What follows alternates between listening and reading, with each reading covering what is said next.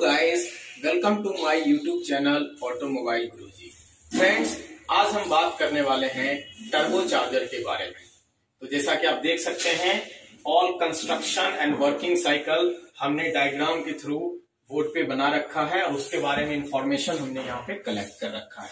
तो एक एक करके हम आपको एक्सप्लेन करते हैं थ्योरी के साथ कि क्या होता है, कैसे होता है। हम पूरी अच्छे तरीके से कोशिश करेंगे आपको समझाने की। तो आप शुरू से अंत तक बने रहिए वीडियो के साथ। तो चलिए शुरू करते हैं। तो जैसा कि आप देख सकते हैं, टर्बो चार्जर वर्ड है। टर्बो चार्जर, टर्बो चार्जर क्या होता है? तो ये एक मेथड है एयर को फोर्सली इंजन सिलेंडर के अंदर भेजने का एक मेथड है। तो गाइस, आपके दिमाग में आएगा कि आखिर ये टर्बो चार्जर क्यों लाना पड़ा? पहले ऐसा क्या टेक्नोलॉजी था? जब टर्बो चार्जर नहीं था तो फिर एयर को हम कैसे सप्लाई करते थे इंजन के अंदर?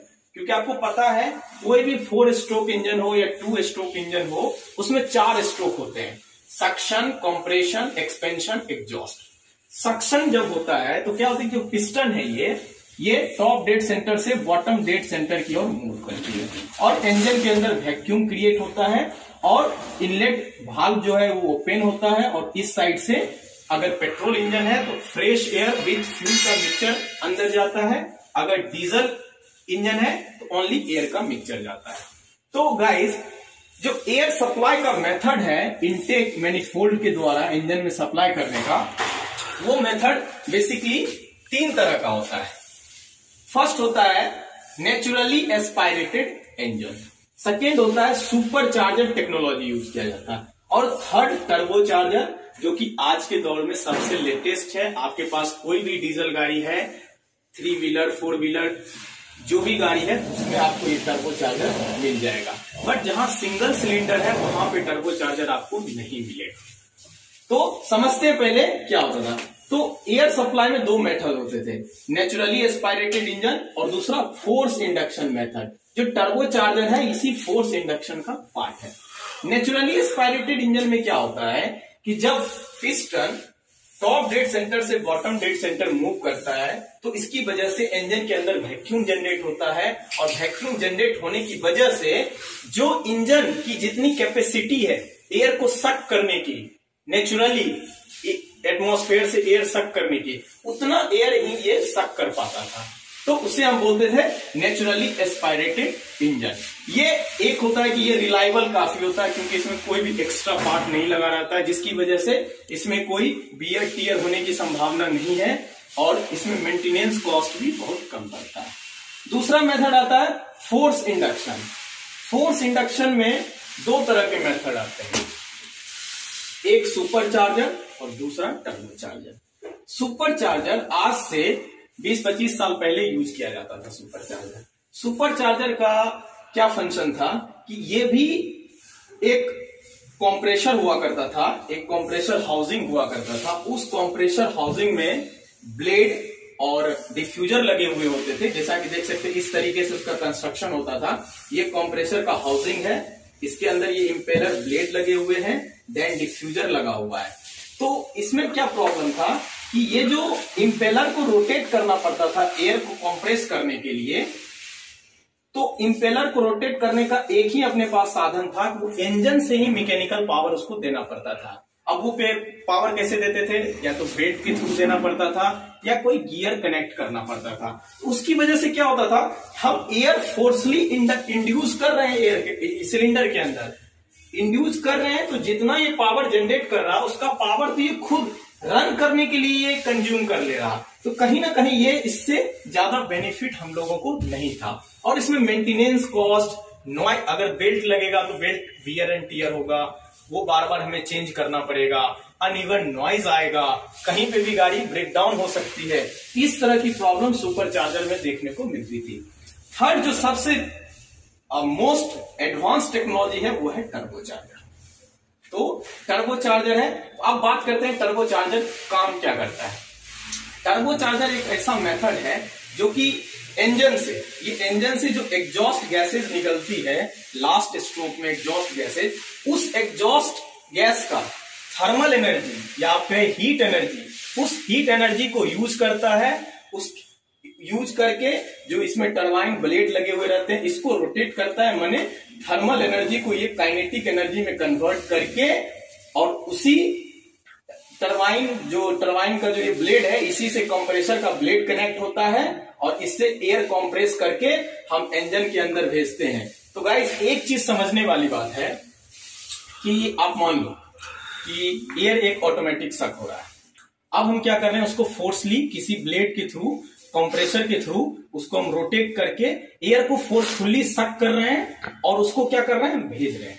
तो एक देखिए थर्मोडायनेमिक्स का एक लॉ है कि किसी भी आप एयर को जब सक करोगे और उसके बाद उसे कंप्रेस करोगे, तो एयर को जब कंप्रेस करोगे तो एयर में पता है ऑक्सीजन है पहले से, जब उसे आप कंप्रेस करोगे तो पहली चीज एयर की डेंसिटी बढ़ जाएगी, डेंसिटी बढ़ेगी और उसके जो ऑक्सीजन मॉलिक्यूल्स है ना, सपोज दैट मान लो कि ऑक्सीजन इतनी इतनी दूरी पे ऑक्सीजन है, जब इसे आप कंप्रेस करोगे तो बिल्कुल पैकेट के नजदीक नजदीक नजदीक मतलब क्या होगा, कम स्पेस में ज्यादा ऑक्सीजन कंबाइंड हो जाएगा। तो क्या होता है कि ये जब एयर को कंप्रेस करता है तो कंप्रेस करने के बाद एयर की डेंसिटी बढ़ जाती है, डेंसिटी बढ़ती है उसमें ज्यादा से ज्यादा ऑक्सीजन ऐड होता है और वो ऑक्सीजन हेल्प करता है जब वो इंजन के अंदर जाता है तो ज्यादा से ज्यादा फ्यूल को बर्न करने में हेल्प करता है। जब ज्यादा से ज्यादा फ्यूल बर्न होगा तो इंजन ऑटोमेटिक है, ज्यादा से ज्यादा पावर प्रोड्यूस करेगा। तो ये काम है टर्बो चार्जर का। तो आप समझ गए होंगे टर्बो चार्जर का एक ओवरव्यू के क्या कैसे काम करता है। अब चलते हैं हम इसके कंस्ट्रक्शन की बात करते हैं कि इसका कंस्ट्रक्शन होता कैसे, दिखता कैसे है। तो आइए मैं एक एक करके आप बताता हूं। तो सबसे पहले टर्बो चार्जर में दो हाउसिंग होते हैं। एक आप इसको इस पिक्चर को गौर से देखिएगा, इसे इस साइड को हम बोलते हैं टरबाइन हाउसिंग और इस साइड इस हाउसिंग को हम बोलते हैं कंप्रेसर हाउसिंग। टरबाइन हाउसिंग के अंदर टरबाइन ब्लेड बने हुए होते हैं और कंप्रेसर हाउसिंग के अंदर कंप्रेसर ब्लेड बने हुए रहते हैं और ये दोनों एक शाफ्ट से कनेक्ट होते हैं जो कि फोर्ज्ड स्टील का यूज करके बनाया हुआ रहता है। उसके अंदर आपको पता है जब ब्लेड्स होंगे वो रोटेट करेंगे तो उसके लिए क्या होता है कि बेरिंग का हाउसिंग बना हुआ रहता है, टरबाइन ब्लेड के भी साइड और कंप्रेसर ब्लेड के भी साइड। उसके अंदर बेरिंग यूज होते हैं। बेरिंग जो यूज होते हैं वो मोस्टली दो तरह के बेरिंग यूज होते हैं, एक होता है जर्नल बेरिंग और दूसरा होता है थ्रस्ट बेरिंग यूज होता है। फिर उसके बाद ऑयल सील होता है, क्योंकि जहां पे भी बेरिंग होगा रोटेशनल चीजें होंगी तो वहां पे लुब्रिकेशन मस्ट रिक्वायर्ड है। अगर हम लुब्रिकेट नहीं करेंगे तो वहां पे वियर एंड टियर होगा और पार्ट घिसने की संभावना रहेगी और फ्यूचर में वो फेल्यूर भी कर सकता है। तो उसकी लाइफ बढ़ाने के लिए हमें, तो ये एक ओवरऑल कंस्ट्रक्शन है जो कि आपको दिख रहा है टर्बो चार्जर का कंस्ट्रक्शन। आप दिखाते हैं इंजन से कैसे कनेक्टेड होता है, इंजन में किस पोर्शन पे ये लगा हुआ रहता है। तो जैसा कि देख सकते हैं ये इंजन सिलेंडर है, दिख रहा है इंजन सिलेंडर, पिस्टन है, कनेक्टिंग रॉड है, क्रैंक है और ये सिलेंडर है। सिलेंडर में आपको पता है दो मैनिफोल्ड होते हैं, इनटेक मैनिफोल्ड और एग्जॉस्ट मैनिफोल्ड। तो जो टरबाइन का कंप्रेसर हाउसिंग जुड़ा रहता है वो कंप्रेसर हाउसिंग जुड़ा रहता है इनटेक मैनिफोल्ड के साथ। तो देख सकते हैं ये कंप्रेसर हाउसिंग है और ये यहां इनटेक मैनिफोल्ड में आके जुड़ा हुआ है। जो हमारी टरबाइन हाउसिंग होती है वो जुड़ी रहती है एग्जॉस्ट मैनिफोल्ड के साथ। तो देख सकते हैं ये एग्जॉस्ट जब गैसेस आउट होती है तो ये इस तरीके से जुड़ी हुई है। तो देख लिए, और एक यहाँ पे इंटरकूलर लगाया गया रहता है। क्यों लगाया गया रहता है तो मैं अभी आपको बताऊंगा इसमें। ये आप समझ गए एक कंस्ट्रक्शन कैसे क्या लगा हुआ रहता है। अब मैं प्रोसेस वाइज आपको बताता हूं कि ये काम कैसे करता है। अब गाइस समझने वाली बात है, आपको पता होगा जब इंजन लास्ट स्ट्रोक में होता है, मींस एग्जॉस्ट स्ट्रोक में होता है, तो क्या करता है कि बर्न गैसेस को एग्जिट करता है एटमॉस्फेयर में। उसमें काफी सारी एनर्जी होती है, थर्मल एनर्जी होती है, प्रेशर एनर्जी होती है। वो थर्मल एंड प्रेशर एनर्जी जब एग्जॉस्ट स्ट्रोक में एग्जॉस्ट वाल्व से निकल के बाहर जाती है तो हम क्या करते हैं उस एग्जॉस्ट गैस को हम इस टरबाइन हाउसिंग में के अंदर एंटर करवाते हैं। इस तरीके से हाउसिंग डिजाइन रहता है। ये गैसेस टरबाइन हाउसिंग के थ्रू टरबाइन ब्लेड पे स्ट्राइक करती है। जब ये गैस टरबाइन ब्लेड पे स्ट्राइक करती है तो इस गैस की जो थर्मल एनर्जी है वो काइनेटिक एनर्जी में कन्वर्ट हो जाती है और ये ब्लेड रोटेट करने लगती है। जब ये ब्लेड रोटेट करता है और रोटेट होने के बाद गैस क्या होती है, फिर ये साइलेंसर के थ्रू गैस बाहर को निकल जाती है। और आपको पता है कि जो ये टरबाइन का व्हील है और कंप्रेसर का व्हील है, दोनों एक शाफ्ट से कनेक्टेड है। जब ये टरबाइन व्हील रोटेट करेगा तो ये कंप्रेसर व्हील भी रोटेट करेगा। जब ये टरबाइन व्हील रोटेट किया तो इधर से कंप्रेसर व्हील भी रोटेट करना शुरू कर दिया गया।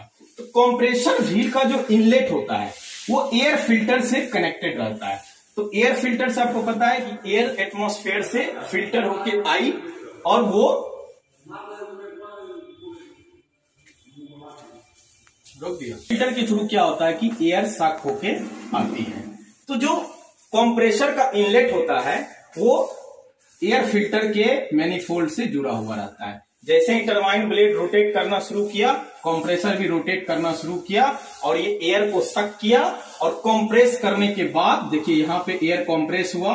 कंप्रेस होने के बाद क्या होगा, कोई भी चीज को हम कंप्रेस करेंगे उसकी डेंसिटी बढ़ेगी, उसका जो टेम्परेचर है, प्रेशर है, वो इंक्रीज करेगा। तो इंक्रीज करेगा जब देखिए यहाँ पे क्या होगा, जब इसको हम कंप्रेस किए तो इस एयर का प्रेशर एंड टेम्परेचर इंक्रीज किया और इसका टेम्परेचर अप्रॉक्स 220 डिग्री सेल्सियस तक रीच कर जाता है।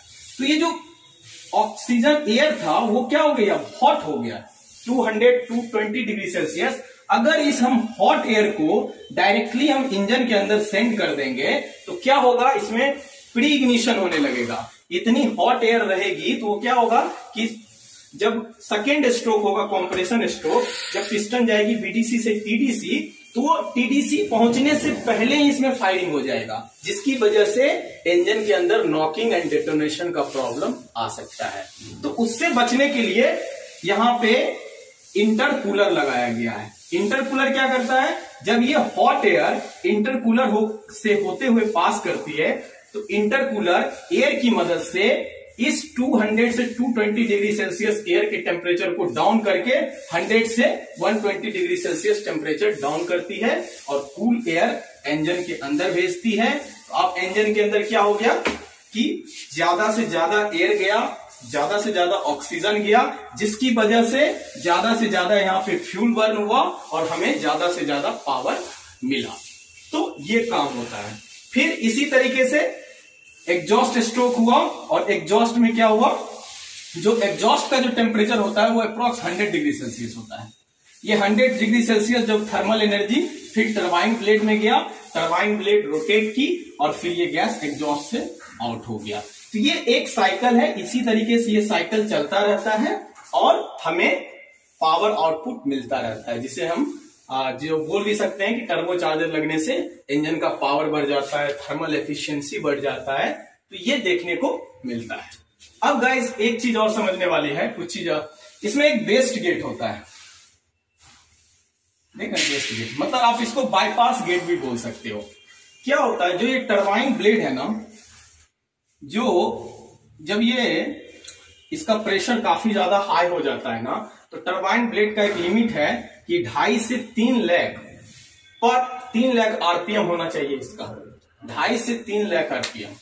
अगर कई बार क्या होता है, आप बहुत ही हाई आरपीएम पे चला रहे हो, अगर उससे ज्यादा आरपीएम इसको मिलने लगा, इससे ज्यादा रोटेशन मिलने लगा, तो क्या होता है कि ये यहां से जो एग्जॉस्ट गैसेज जा रही है टरबाइन ब्लेड में नहीं जाती, ये यहां से बाईपास हो जाती है, यहां से बाईपास हो जाती है, जिससे कि टरबाइन इसका जो आरपीएम था 2.5 से 3 लाख वो कंट्रोल हो जाता है। अगर उससे ज्यादा रोटेशन इसको मिलेगा तो क्या हो सकता है, ब्लेड के जो बेरिंग्स हैं वो खराब हो सकते हैं, इसमें नुकसान होने की संभावना है। तो बेस्ट गेट के थ्रू हम एग्जॉस्ट गैस को पास कर देते हैं। अब गैस थोड़ा इसके मटेरियल के बारे में बात कर लेते हैं।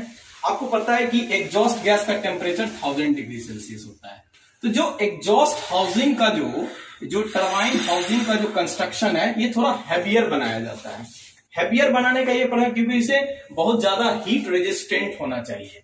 और जो ये ब्लेड बनता है उसके मटेरियल को हम लोग बोलते हैं इनकोनेल मटेरियल। मतलब इसमें क्या होता है, आयरन होते हैं, निकिल होता है, कोबाल्ट होता है, क्रोमियम होता है, इन सभी को मिला के ये मटेरियल बनाया जाता है, जो कि काफी हीट को रेजिस्ट कर सकता है, प्रेशर को रेजिस्ट कर सकता है और इसकी लाइफ बेहतर हो सकती है। उसके कंपैरिजन में आप जब कंप्रेसर हाउसिंग और कंप्रेसर ब्लेड की बात करेंगे तो ये लाइटर होता है, क्योंकि इसमें एयर नेचुरली एटमॉस्फेयर से सक किया जाता है, उसका टेम्परेचर हार्डली कितना होगा 40 डिग्री सेल्सियस 45 डिग्री सेल्सियस, तो उससे ज्यादा नहीं होता है। तो गाइस ये था एक ओवरऑल टरबाइन का कंस्ट्रक्शन, क्या होता है टर्बोचार्जर, काम कैसे करता है, ये कंप्लीट मैंने बता दिया। अब गाइस बात करते हैं इसके कुछ एडवांटेजेस और डिसएडवांटेजेस के बारे में। तो गाइस एडवांटेज में जैसा आपको बताया, ये मोर पावर मतलब ज्यादा पावर जनरेट करता है। कैसे जनरेट करता है एक चीज मैं समझा देता हूं इसमें, कि एक इंजन है naturally aspirated engine. Naturally aspirated engine है क्या है, वो नेचुरली एयर को सक कर रहा है। तो नेचुरली एयर को सक कर रहा है तो उसकी वॉल्यूमेट्रिक एफिशिएंसी जो है, वॉल्यूमेट्रिक एफिशिएंसी आप सीधा समझ लेना, सांस लेने की क्षमता किसकी कितनी है, जिसकी सांस लेने की क्षमता ज्यादा है उसकी वॉल्यूमेट्रिक एफिशिएंसी ज्यादा है। सीधी सी बात आप समझ लो। नेचुरली एस्पिरेटेड में क्या है, पिस्टन नीचे गया, ये जितनी अपनी क्षमता से एयर को सक कर सकता है सक किया, उसके बाद नहीं कर पाएगा। इसकी वॉल्यूमेट्रिक एफिशिएंसी कम होती है, जिसकी वजह से कम फ्यूल आ पाता है और कम से कम फ्यूल बर्न होता है और कम से कम पावर मिलता है। सेम उसकी जगह पे अगर हम टर्बोचार्जर यूज कर रहे हैं तो इसकी वॉल्यूमेट्रिक एफिशिएंसी काफी ज्यादा होती है, जिसकी वजह, जैसा कि मैंने आपको एडवांटेजेस के बारे में सारी चीजें मैंने डिस्कस कर ली। अब मैं आपको कुछ इसके लिमिटेशंस के बारे में बताता हूँ, इसकी क्या क्या डिसएडवांटेज है उसके बारे में बताऊंगा। तो जैसा कि देख सकते हैं, सबसे पहले टर्बो लैग। जो ये टर्बो लैग है, बहुत से लोगों को ये कंफ्यूजन होती है कि टर्बो लैग है क्या, ये क्यों होती है टर्बो लैग। तो बेसिकली टर्बो लैग का मतलब ये है कि आप गाड़ी सपोज दैट स्टार्ट किए आइडल कंडीशन में। आइडल कंडीशन में गाड़ी जब आप स्टार्ट करते हो तो उस समय आरपीएम होती है उसकी 700 से 800। तो जब गाड़ी आप स्टार्ट किए आइडल में तो उस समय हमारी जो टर्बो है वो ऑफ रहती है, वो वर्क नहीं कर रही होती है। तो उस समय अगर आप इंस्टेंटली किसी ट्रैफिक में हो और इंस्टेंटली निकलना चाहोगे तो जब तक उसका आरपीएम 1700-1800 आरपीएम नहीं जाएगा टर्बो चार्जर ऑन नहीं होगा। तो उस समय आपको थोड़ा सा सही फील नहीं होगा, टर्बो लैग फील होगा। तो उसी 800 आरपीएम से 1700 आरपीएम के बीच का जो आरपीएम है, जिस बीच टर्बो ओपन नहीं होता है, उसी को हम लोग टर्बो लैग बोलते हैं। दूसरा होता है कि नोट वर्क एवरी टाइम, तो इससे वही होता है कि आइडल पे ये काम नहीं करता है। तीसरा आपने देखा होगा डीजल गाड़ियों में टर्बो की वजह से क्या होता है कि हमें एक इंटरकूलर एक्स्ट्रा फिट करना पड़ता है, टर्बो चार्जर फिट करना पड़ता है, जिसकी वजह से क्या होता है कि गाड़ी में जो इंजन के पास जो स्पेस है वो काफी कॉम्प्लिकेटेड स्पेस होता है। तो आप गाड़ी जब बोनट उठाओगे तो आपको लगेगा काफी, मतलब कि गैदरिंग लगेगा इंजन की जगह, तो स्पेस ये काफी कवर करता है। फोर्थ क्या है कि जैसे इसमें आप देख रहे हैं रोटेशनल चीजें हैं, तो इसकी क्या है कि मेंटेनेंस बढ़ जाती है और ये नॉइज क्रिएट करता है। तो ये एक डिसएडवांटेज है टर्बो चार्जर का। So thank you for watching this video. Please like and subscribe to watching more videos like that. तो मिलते हैं नेक्स्ट वीडियो में। Thank you.